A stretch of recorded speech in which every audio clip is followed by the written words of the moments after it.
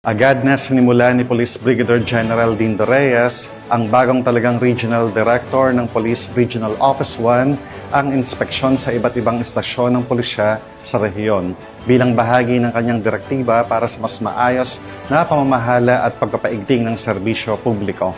Police Corporal J.R. Delmendo sa report.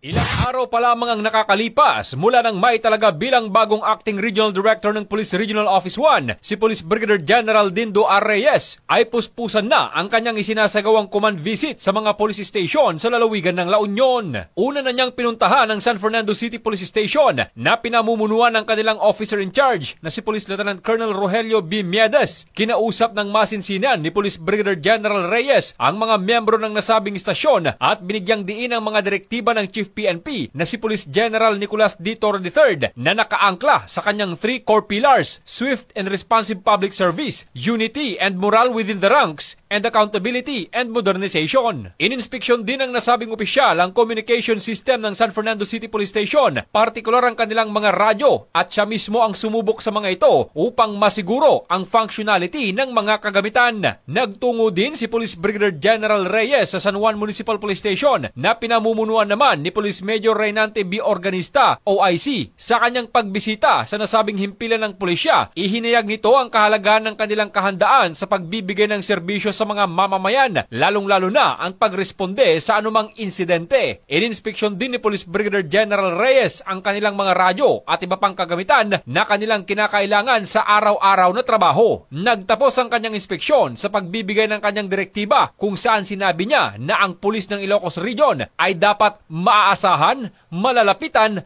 at mapagkakatiwalaan. Mula dito sa Ilocos Region, ito ang inyong PNN Correspondent, Police Corporal J.R. Delmendo, alagad ng batas, taga-taguyod ng Balitang Pulis.